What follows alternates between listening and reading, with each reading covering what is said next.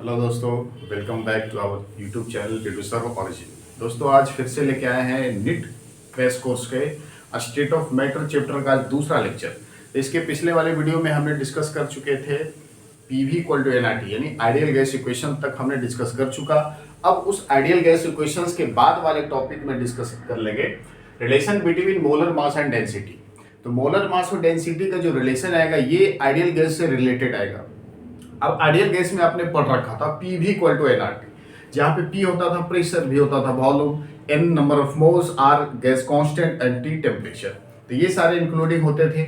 अब उसी ideal gas का यूज करके अपन क्या रिलेशन लाएंगे, रिलेशन बिटवीन मोलर मास और डेंसिटी का। तो आइडियल गैस से मोलर मास और डेंसिटी कैसे बन के आएगा, तो ये देखो फॉर्मूला क्या था आपका आइडियल गैस का। आइडियल गैस का फॉर्मूला था पीवी इक्वल टू एनआरटी, ठीक है, जहां पे n बराबर होते थे नंबर ऑफ मोल्स, यानी n बराबर होता था वेट अपॉन मोलर वेट, ठीक है, या मोलिकुलर वेट या तो मोलर मास भी कह सकते हो, वेट अपॉन मोलर मास।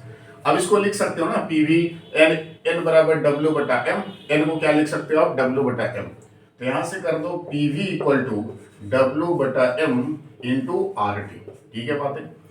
अब यहां से क्या करना है, वॉल्यूम को इस तरफ भेज दो, वॉल्यूम को अगर इस तरफ भेज दो और मोलर मास को इस तरफ ला दो तो ये हो जाएगा, रिप्लेस कर दो वॉल्यूम और मोलर मास को रिप्लेस कर दो। Pm is equal to W बटा V into R T, W बटा वी इंटू आर टी। और एक डेंसिटी का फॉर्मूला मालूम है, डेंसिटी इक्वल टू होता है मास बटे वॉल्यूम। डेंसिटी इक्वल टू क्या होगा, मास बटे वॉल्यूम। अब यहां से डेंसिटी इक्वल टू मास बटे वॉल्यूम, यानी मास मतलब वेट, वॉल्यूम यानी भी, है ना।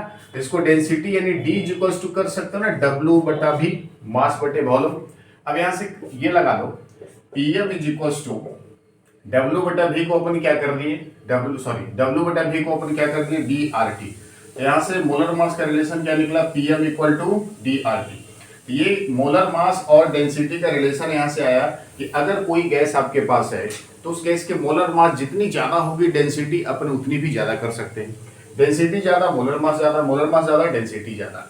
अब यहां से केवल अगर प्रेशर की बात हो निकालना तो P इज इक्वल्स टू क्या हो जाएगा डी आर टी बटे एम, ठीक है, P is equals to D R T बटे एम। अगर आपके पास दो गैसेस है ना, दो गैसेस हैं तो ये क्या हो जाएंगे P1 M1 बराबर D1 RT1, ठीक है, और दूसरे गैसेस हैं तो P2 M2 is equals to D2 RT2। यहां से ये रिलेशन आप ला सकते हो। अब यहाँ पे एक सवाल भी इस तरह से आ जाते हैं। सवाल ऐसे क्या है, देखो मान लो एक छोटा सा क्वेश्चन ले लेते हैं। दो कंटेनर है, एक ये कंटेनर दूसरा ये कंटेनर, ठीक है, इसमें कोई गैस है N2 गैस और इसमें कोई गैस है ऑक्साइड गैस, ऑक्साइड गैस है। अब यहां से बात कर लो, एक कंटेनर में नाइट्रोजन गैस है, दूसरे कंटेनर में क्या है ऑक्साइड गैस है।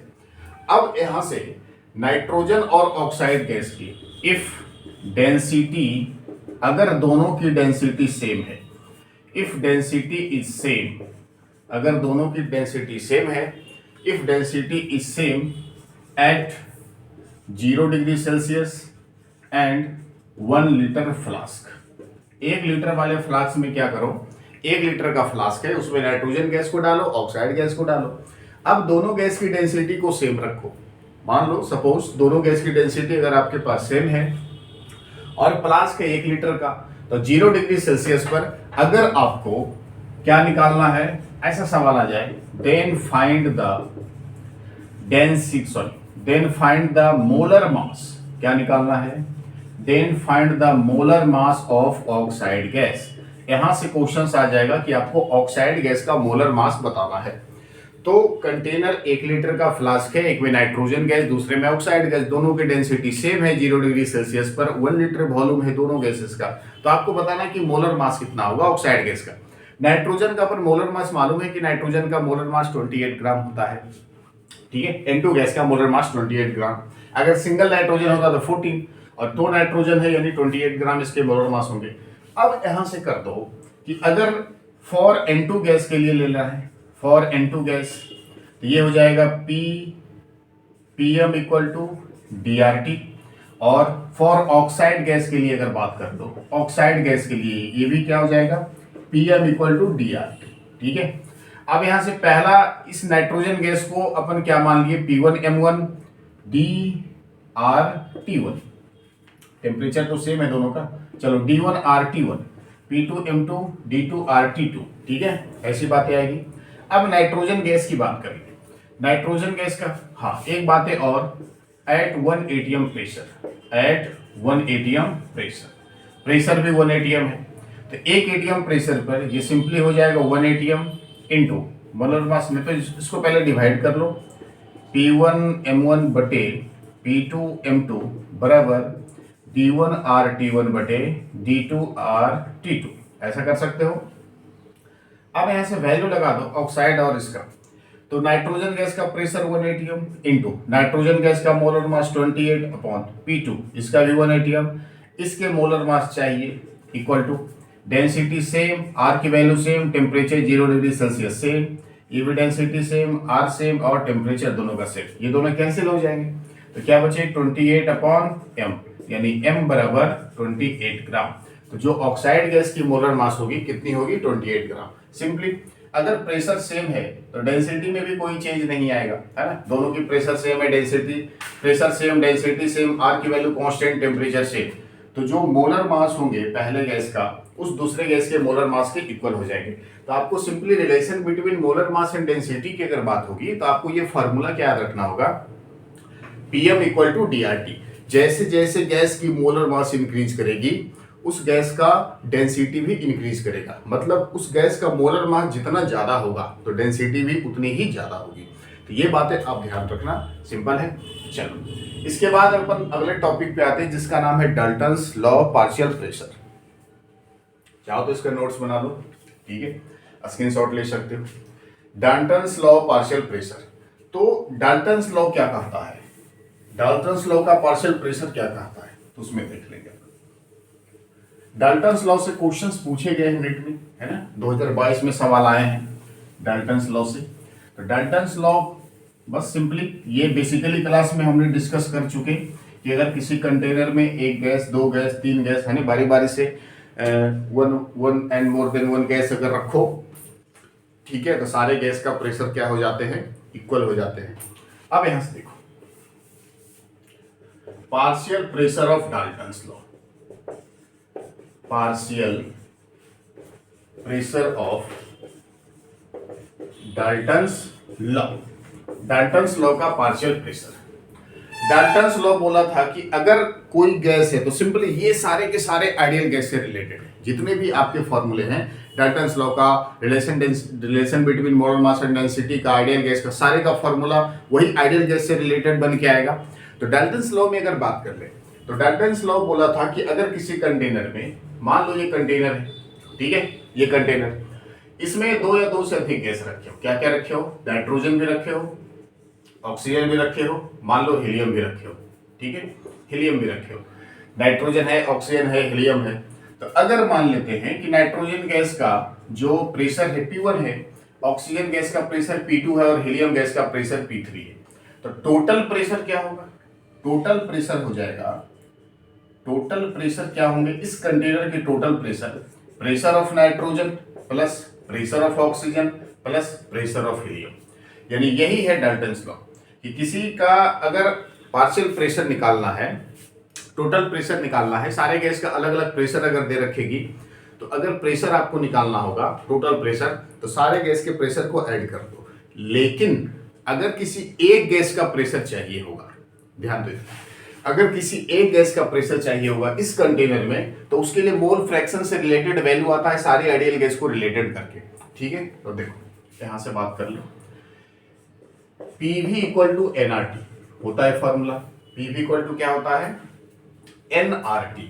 अगर मान लो दो या दो से अधिक गैस है ना, अगर according to Dalton's law, according to Dalton's law, according to Dalton's law, अगर डाल्टन के नियमानुसार किसी कंटेनर में दो या दो से अधिक गैस है तो सारे गैस का प्रेशर क्या हो जाते हैं, टोटल प्रेशर, सारे गैस के प्रेशर का addition P1 plus P2 plus P3, ठीक है। अकॉर्डिंग टू डाल्टन्स लॉ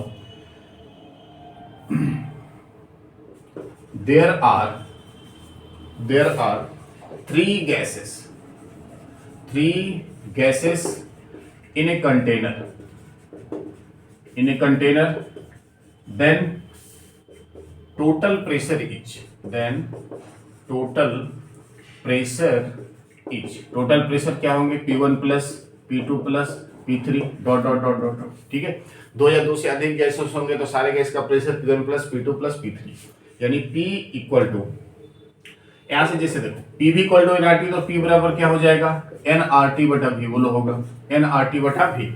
तो यहां से मान लो कि पहले गैस का प्रेशर P1 है, तो दूसरे गैस का पहले गैस का प्रेशर P1 है, तो P टोटल, दूसरे गैस का P2, दूसरे गैस का P3, तो P total is equals to क्या हो जाएगा, P1 plus P2 plus P3, ठीक है, डॉट डॉट डॉट डॉट। अगर हम यहाँ से तीन गैसेस लेते हैं, तीन गैस लेते हैं, तो पहले गैस का प्रेशर P1 बराबर क्या हो जाएगा, N1RT बटा V, पहले गैस का। दूसरे गैस का pressure P2 equal to N2RT बटा V, तीसरे गैस का P3 इक्वल टू N3RT बटा V, ठीक है। अब P total is equal to P1 plus P2 plus P3, यानी N1RT बटा V प्लस N2RT बटा V प्लस N3RT बटा V, ठीक है। तो P total is equal to, यहां से कॉमन क्या ले सकते हो, RT बटा V, RT बटा V, RT बटा V, ये तीनों कॉमन होंगे, तो क्या बचेंगे आपके पास, N1 plus N2 plus N3 बचेंगे, है ना, और यहां से क्या बाहर निकल जाएंगे, RT बटा V। तो ये टोटल प्रेशर निकल गया। अगर इसमें, ये तो टोटल प्रेशर निकल गया, अगर मान लो किसी एक गैस का पार्शियल प्रेशर चाहिए होगा, मान लो किसी एक गैस का पार्शियल प्रेशर चाहिए होगा, या पहले गैस का पार्शियल प्रेशर चाहिए होगा, या दूसरे गैस का पार्शियल प्रेशर चाहिए होगा, तो जिस गैस का पार्शियल प्रेशर चाहिए होगा उस गैस से इसको क्या करेंगे, अपन डिवाइड करेंगे, ठीक है। यहां से कर लेते हैं बात कि इफ, है ना, डिवाइड कर दो P1 divided by P total. पहले गैस का पार्शियल प्रेशर चाहिए होगा तो पहले गैस से क्या करेंगे, P1 बटा P total is equal to क्या हो जाएगा, P1 इक्वल टू क्या हो जाएंगे, N1RT बटा V divided by N1 plus N2 plus N3, और यहाँ से क्या हो जाएगा, RT बटा V। क्लियर है, ठीक है। अब यहाँ से देखिए, तो P1 बटा P total is equal to, P1 बटा P total is equal to, यहाँ से क्या बचेगा, N1 बटे, ये तो नीचे में जैसे है वैसे रहेंगे, N1 plus N2 plus N3, ठीक है। RT बटा V, RT बटा V आ जाएगा नीचे, और V, ये नीचे वाले भी चल जाएंगे ऊपर, RT भी, और ये भी आ जाएंगे नीचे, ये भी ऊपर, तो नीचे में क्या बचेगा, RT भी। तो ये RT भी कैंसिल बचेगा, RT भी कैंसिल। तब यहां से आपके पास क्या बचे, ये बने आपके पास P1 बटा P total is equal to N1 बटा N1 plus N2 plus N3, ठीक है। अब यहां से मोल फ्रैक्शन की बातें याद कर लो। यहां से मान लेते हैं कि N1 बटा N1 plus N2 plus N3 is equal to क्या है, ये है मोल फ्रैक्शन ऑफ गैसेस, यानी पहले गैस का मोल फ्रैक्शन। ये क्या होगा, पहले गैस का मोल फ्रैक्शन। तो P1 बटा P total is equal to पहले गैस का मोल फ्रैक्शन, तो यहां से पहले गैस का पार्शियल प्रेशर इक्वल टू क्या निकला, P टोटल इंटू x1, ठीक है। यहां से क्या निकल गया, P1, यानी पहले गैस का partial pressure is equal to क्या आ जाएगा, x1 इंटू P टोटल, ठीक है, x1 इंटू P टोटल।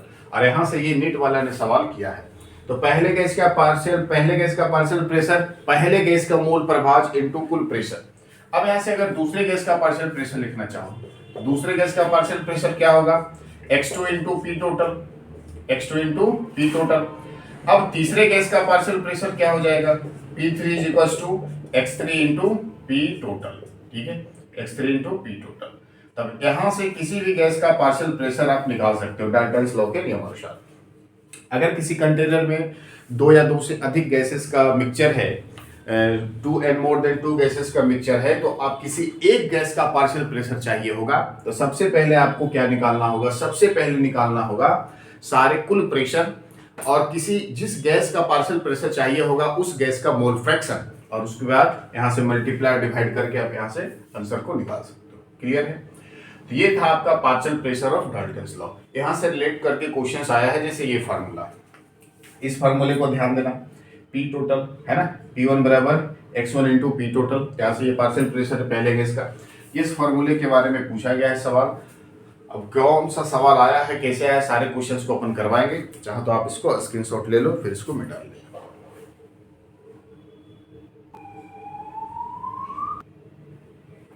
ठीक है, इसको मिटाते हैं और इस पे कुछ सवाल एक दो ऐसा है जिसको अपन कर लेंगे। क्वेश्चंस क्या है देखो, पहले इसको मिटा दो।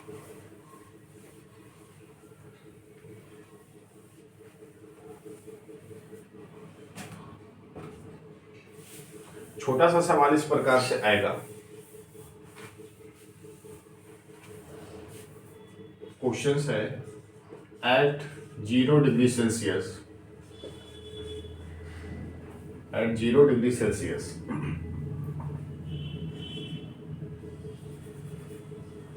28 mole N2 gas and 16 mole O2 gas are mixed in a 2-liter flask. 2-liter flask, and the total pressure is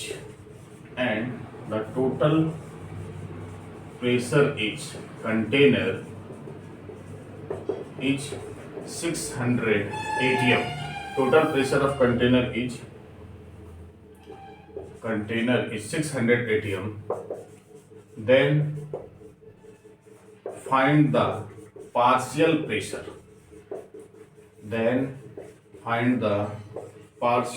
of N2 gas and O2 gas. तो क्वेश्चंस में है कि 0 डिग्री सेल्सियस टेम्परेचर पर 28 मोल N2 गैस और 16 मोल O2 gas को mix किया गया है, जिसमें जिस फ्लास्क में उसको मिक्सचर बनाया गया वो 2 लीटर का फ्लास्क है, तो वॉल्यूम दोनों का सेम होगा। ठीक है, तो पूछ रहा है कि एंड टोटल प्रेशर इस कंटेनर इज 600 एटीएम। यदि उस कंटेनर का जो प्रेशर होगा वो 600 एटीएम है, तो find the partial pressure of N2 gas and O2 gas. तो नाइट्रोजन और ऑक्सीजन का पार्शियल प्रेशर बताना है। तो मान लो कि नाइट्रोजन को पहला गैस मानो, ऑक्सीजन को दूसरा गैस मानो, तो partial pressure of nitrogen gas equal to क्या होगा, mole fraction of N2 and total pressure. तो N2 का मोल फ्रैक्शन पहले निकालना होगा। तो देखो 28 मोल N2 है, 28 मोल, सॉरी इसको 28 ग्राम कर लो और इसको भी 28 ग्राम कर लो। ठीक है, तो 28 ग्राम N2 गैस है, इसके मोल निकाल लो। Mole equal to given mass upon molar mass is equal to 1 mole. अब निकाल लो 16 ग्राम O2 गैस का मोल निकाल लो। Mole equal to given mass यानी 16 molar mass 32 is equal to 0.5। अब यहाँ से मोल फ्रैक्शन निकालना है। किसका mole fraction, pressure of N2 gas equal to mole fraction N2 का मोल फ्रैक्शन, ऊपर में N2 के मोल और नीचे में N2 प्लस O2 के मोल, यानी 1.5 इंटू पार्शियल प्रेशर कितना 600, पॉइंट उड़ा दो, मल्टीप्लाई बाई 10, 15, 40, यानी pressure of N2 is equal to 400 ATM. यहाँ से ये निकल गया। अब निकालना है, क्या निकालना है, ये तो पहली बातें हो गई। अब यहाँ से निकालना है pressure of O2 gas is equal to mole fraction of O2 into total fraction. तो mole fraction O2 is equal to क्या होगा, मोल फ्रैक्शन O2, ऊपर में O2 के मोल 0.5 अपॉन नीचे में 1.5 मल्टीप्लाई बाई 600, ये कट गया 4। ठीक है, 4 से कैंसिल, 0 0। ठीक है, पॉइंट उड़ गया तो एक पॉइंट आ उड़ेगा, ये 0 खत्म। तो ये simply partial of O2 gas equal to 280। तो यहाँ से निकल गया आपके नाइट्रोजन के पार्शियल प्रेशर और साथ में ऑक्सीजन के पार्शियल प्रेशर, दोनों के पार्शियल प्रेशर यहाँ से मालूम हो गए। अब यहाँ से क्वेश्चंस कुछ भी आता है तो आप उसको बना सकते हो इस तरह से फार्मूला को यूज करके। ठीक है, तो यहाँ तक आप स्क्रीनशॉट ले सकते हो, फिर अगले टॉपिक में आएंगे। नेक्स्ट टॉपिक है कंप्रेसिबिलिटी फैक्टर का। कंप्रेसिबिलिटी फैक्टर डिपेंड किस पे करेगा, रियल गैस और आइडियल गैस पे डिपेंड करेगा। तो रियल गैस आइडियल गैस में एक चीजें सिंपली होती है, क्या क्या होता है ध्यान देना। आइडियल गैस को तो देख ही चुके हो, अब रियल गैस की बात करेंगे। आइडियल गैस भाई आइडियली होता है, रियल गैस रियल होता है। अब उसके वॉल्यूम, रियल गैस और आइडियल गैस के वॉल्यूम को अलग अलग अपन मेजर कर सकते हैं। आइडियल गैस के जो वॉल्यूम होते हैं उसको अपन कैलकुलेट करते हैं, कैलकुलेट करके पीवी इक्वल टू एनआरटी निकालते हैं, बट रियल गैस का जो वॉल्यूम होता है वो प्रैक्टिकली फिक्स होता है। कंप्रेसिबिलिटी फैक्टर में कंप्रेसिबिलिटी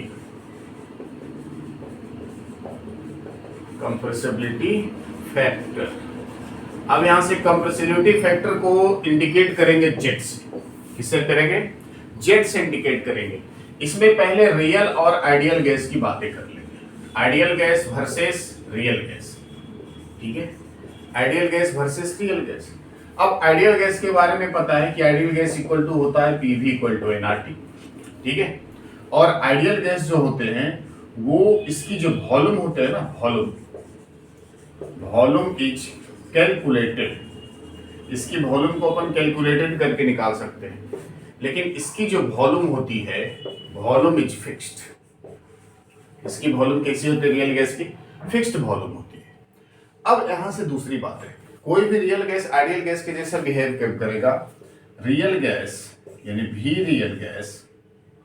रियल इक्वल टू भी आइडियल, ये रियल गैस क्या बनेगा? लो टेम्परेचर हाई प्रेशर, ठीक है, LTHP।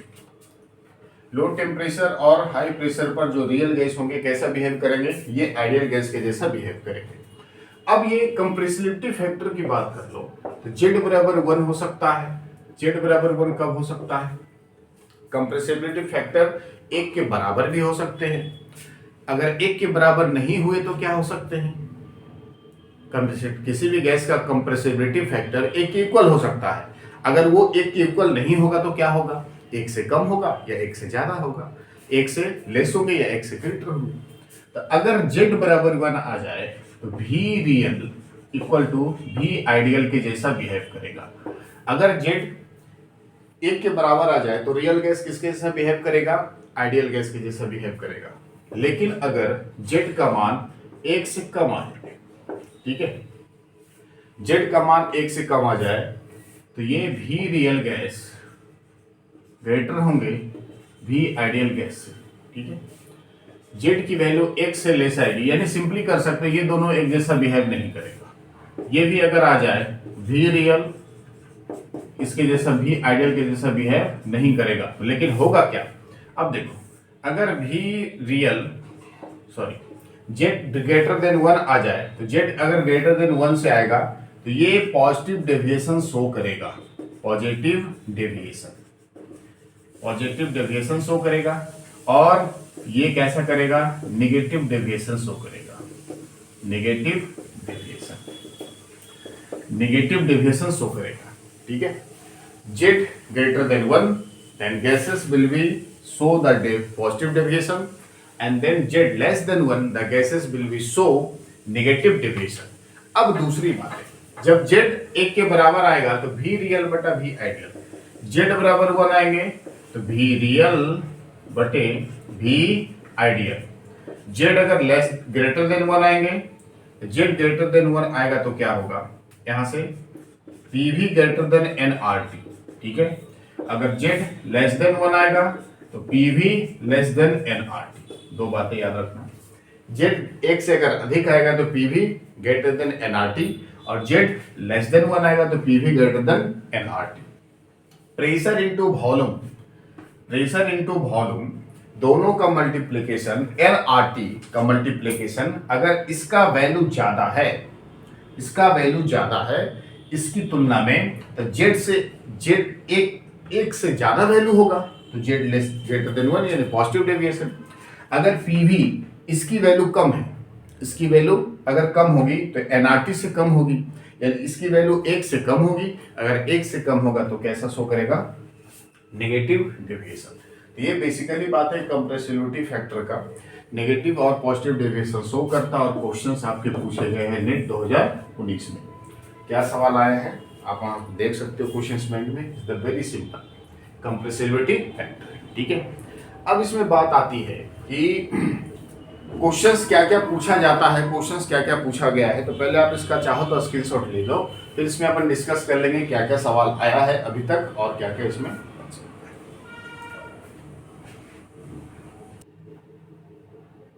चलो तो इसको मिटा देते हैं। उसके बाद क्वेश्चंस की बारी। बेहद ही सस्ते और आसान से सवाल पूछे जाते हैं नीट में, इससे इस टॉपिक से, इस चैप्टर से। हाँ, ज़्यादा आपको क्या फोकस करना है, आइडियल गैस। आइडियल गैस को ध्यान देना है। सारे क्वेश्चंस आइडियल गैस और डाल्टन्स लॉ, इन्हीं दोनों से क्वेश्चन ज़्यादा अभी तक आ चुका है इधर 3-4 सालों के अंदर। ठीक है, 19 में पूछा गया है ये डेविएशन से, 20, 21, 22, इन 3 सालों में डेविएशन से कोई क्वेश्चंस नहीं आए।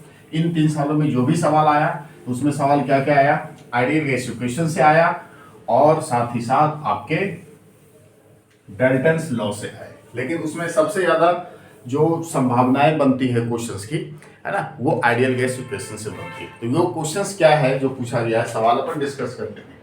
ये रहा सवाल, आप मेरे साथ साथ आप क्वेश्चंस को बनाते जाओ। Choose the correct option for the total pressure, और प्रेशर को किस में निकालना है आपको, एटीएम में निकालना है। In a mixture of 4 gram O2 gas, 4 gram O2 gas and 2 gram H2 gas confined in a total volume. तो आपको टोटल वॉल्यूम निकालना है 1 लीटर। टोटल वॉल्यूम 1 लीटर है, कन्फाइंड वॉल्यूम 1 लीटर है। ठीक है, एट 0 डिग्री सेल्सियस। आर की वैल्यू दे रखी 0.0821, इसको एटीएम लीटर पर मोल पर केल्विन, और आपके टेम्परेचर क्या दे रखा है, 0 डिग्री है, मतलब 273 केल्विन टेम्परेचर होगा ही। ऑप्शंस क्या हैं, 2.518 option B, 2.6602 option C, 25.18 option D, 26.02, और ये आपके पूछे गए निट 2021 में। ठीक है, ये रहा सवाल, आप यहाँ से सॉल्व करो इसको। ठीक है, choose the correct option for the total pressure in ATM in A mixer of 4 gram O2 gas and 2 gram H2 gas. तो आपको निकालना क्या इसमें, confined total volume of 1 litre. ठीक है, तो 1 लीटर वॉल्यूम में, हाँ, तो यहां से R की वैल्यू दे रखी, N की वैल्यू आपको निकाल लेना होगा 4 ग्राम O2 गैस की, R की वैल्यू दे रखी, T की वैल्यू दे रखी, वॉल्यूम दे रखा, तो आपको क्या निकालना है, टोटल प्रेशर। तो प्रेशर इक्वल टू क्या हो जाएगा, nRT बटा V। ठीक है, nRT बटा V। अब प्रेशर nRT, N बराबर नंबर ऑफ मोल, तो mole of O2 gas plus mole of H2 gas, ठीक है, इनटू RT अपॉन V। ऐसा कर सकते हैं ना, क्योंकि दो गैसों का मिक्सचर है ये, ऑक्सीजन गैस भी है और हाइड्रोजन गैस भी है, तो दोनों गैस के मिक्सचर है, तो दोनों गैस के पहले इसका मोल निकाल सकते हो।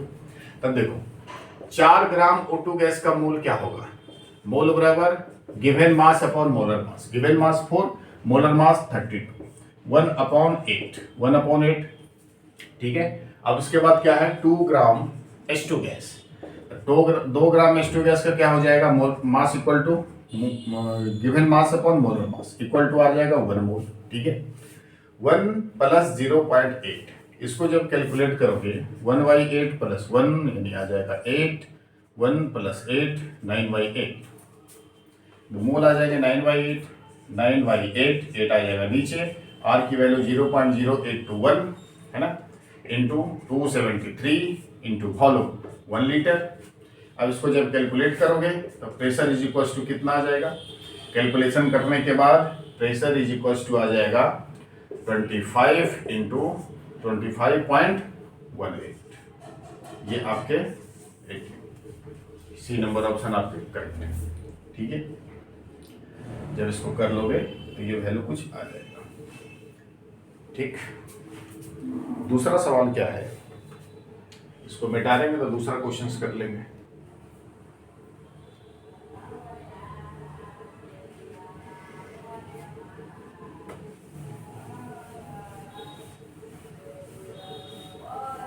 नीट का क्वेश्चन था, और इसके आगे भी जो आइडियल गैस से, ये सारे आइडियल गैस से रिलेटेड सवाल है ना, आइडियल गैस से रिलेटेड क्वेश्चन है। और इसके बाद जो क्वेश्चन है वो भी आपके नीट में ही पूछे गए हैं, और वो सारे के वो भी क्वेश्चन आपके आइडियल गैस से रिलेटेड है। वो क्वेश्चन दूसरा नंबर क्या है सवाल, इसको पढ़ लेते हैं। एकदम सस्ते से क्वेश्चंस पूछे जाते हैं, बेहद ही आसान से सवाल, बस formula based questions. At 10 litre flask, 10 litre वाले फ्लास्क में रखा हुआ है, कंटेन्स 16 ग्राम O2 गैस को रखे हो, ठीक है, at 27 degree Celsius, 27 degree Celsius पर। अब यहां से मान लेना है, assume O2 gas is behaving ideally. यहां से मान लो कि O2 गैस कैसा बिहेव कर रहा है, आइडियली बिहेव कर रहा है। तो आपको निकालना है द प्रेशर, क्या बताना है, the pressure inside the flask, the pressure inside the flask in बार।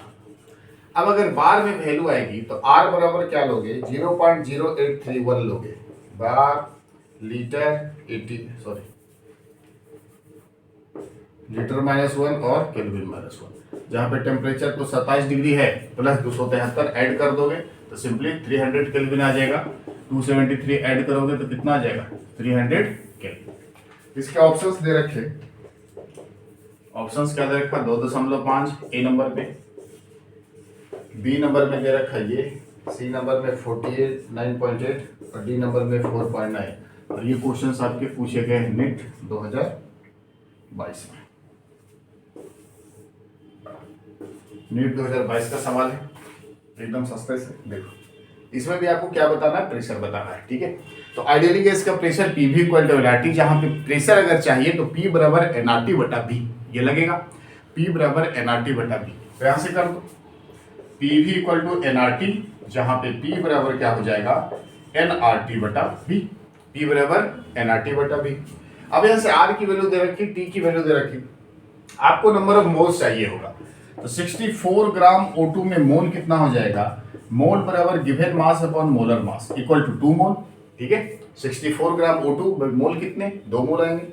तो pressure equal to 2 into R की वैल्यू 0.0831, टेम्परेचर 300 केल्विन अपॉन वॉल्यूम कितने 10 लीटर। ये से ये खत्म हो जाएंगे, है ना, ये से ये खत्म।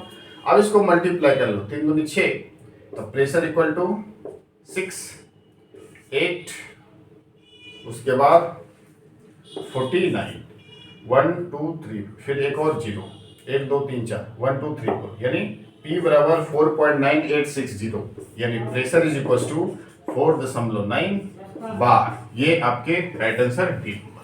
क्लियर, बेहद ही आसान से सवाल, ऐसे सवाल 2022 में पूछे गए हैं। तो जल्दी से आप इसका स्क्रीनशॉट ले लो। आई होप कि ये साथ साथ प्रैक्टिस किए होगे और सारे क्वेश्चंस आपसे वेरी इजीली बन रहा होगा, ठीक है। चलिए इसको मिटा देते हैं। आई होप कि सारे क्वेश्चंस आपको बेहतर समझ में आ रहे होंगे। एक सवाल और इसी से रिलेट और कर लेते हैं, थोड़ा सा डिफरेंट टाइप का क्वेश्चन है, आपसे वो भी सवाल बनेंगे एकदम आसानी से। क्वेश्चंस देखो क्या है, ऐसा सवाल आ जाए, at 0 degree Celsius temperature, at 0 degree Celsius temperature 2 atm pressure, sorry यहां से कर लो, at 0 degree Celsius temperature 28 gram, 14 gram का ज्यादा अच्छा है, 14 gram N2 gas at 14 gram N2 gas at 15 atm pressure is mixed with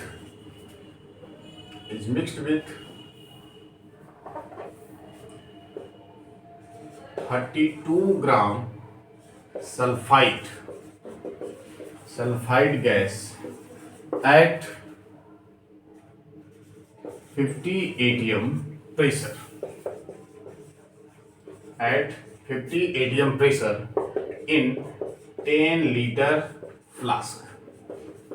Then find the number of moles. क्या निकालना है? Then find the number of moles of sulfide gas. यदि R बराबर दे रखा 0.0821 लीटर एटीएम मोल -1 kelvin -1, ठीक है। ये question 0 degree Celsius temperature पर 14 ग्राम N2 गैस को 15 एटीएम प्रेशर पर मिक्स किए हो 32 ग्राम सल्फाइड गैस के साथ, और सल्फाइड गैस का प्रेशर है 50 एटीएम। एक सल्फाइड गैस है जिसका प्रेशर 50 एटीएम है, और एक N2 गैस है जिसका प्रेशर 15 एटीएम है। दोनों गैस को मिक्स कर दिए, कितना कर दिए हो? मिक्स कर दिए हो, है ना। मिक्स कर दिए हो 10 लीटर वाले फ्लास्क में। तो बताना है कि उस फ्लास्क में जो सल्फाइड गैस है उसके नंबर ऑफ मोल्स कितने होंगे। तो यहां से दो तरह का नंबर ऑफ मोल्स आ रहा है ना, एक आ रहा है N2 गैस का, दूसरा आ रहा है सल्फाइड गैस का। तो दो तरह का नंबर ऑफ मोल्स जनरेट हो रहा है, और एक ही कंटेनर में दोनों को मिक्स किए हो तो वॉल्यूम दोनों के लिए सेम होंगे, दोनों गैस के वॉल्यूम सेम होंगे, आर की वैल्यू दोनों के लिए सेम होगी। अब उसी कंटेनर में टेम्परेचर 0 डिग्री सेल्सियस पे मिक्स करवाया हो तो टेम्परेचर भी दोनों के लिए सेम होगी, volume same, temperature same, gas constant same. Different किस में आ रहे हैं? डिफरेंट आ रहा है प्रेशर में, और डिफरेंट आ रहा है नंबर ऑफ मोल्स में। तो यही आपको कैलकुलेट करना है।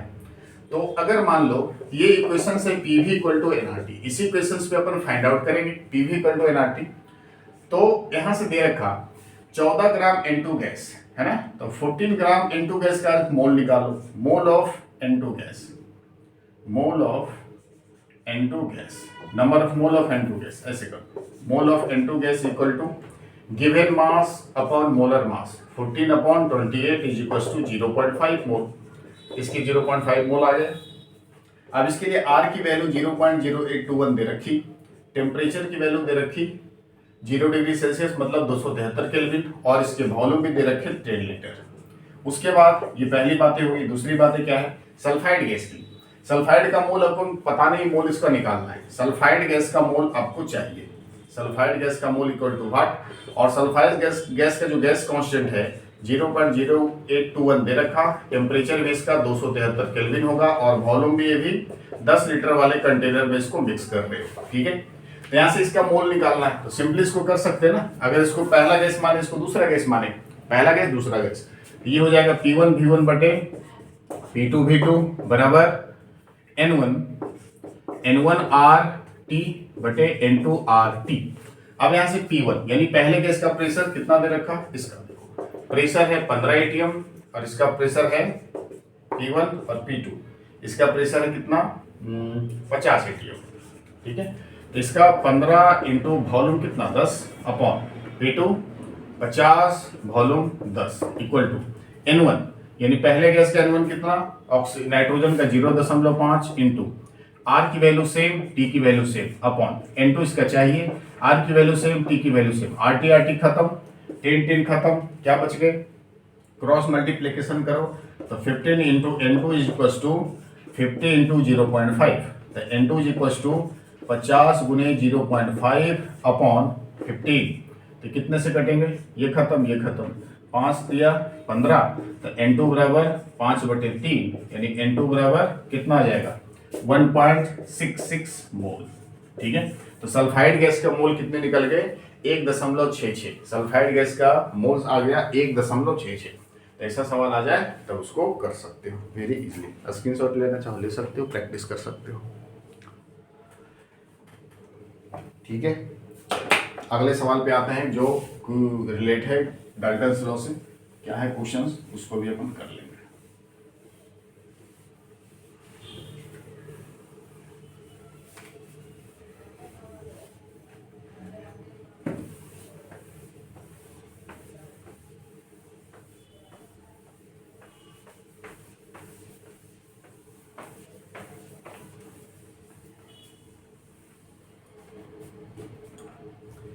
डाल्टन्स लॉ का सवाल है।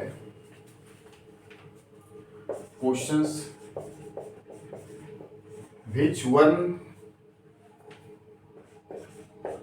which one is not correct mathematical equation for Dalton's law of partial pressure pressure. फिर जहां पे जहां पे दे रखा P is equals to total pressure of gases mixture. ठीक है, ऑप्शंस में है P बराबर P1 plus P2 plus P3, B number option है। P बराबर N1 RT बटा V प्लस N2 RT बटा V प्लस N3 RT बटा V। ठीक है, सी नंबर ऑप्शन दे रखा PI बराबर XI into P naught I।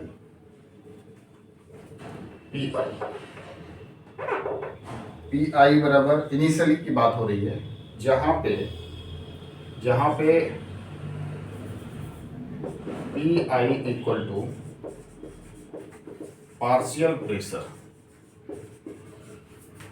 Of ith gas और XI equal to mole fraction of ith gas in gaseous mixture. D number option दे रखा PI is equal to XI dot PI naught, जहां पे XI equal to mole fraction of gases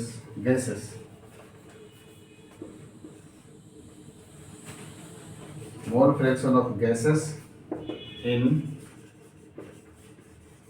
gaseous mixture और PI not is equal to pressure of ith gas in pure state. ये रहा सवाल आपका।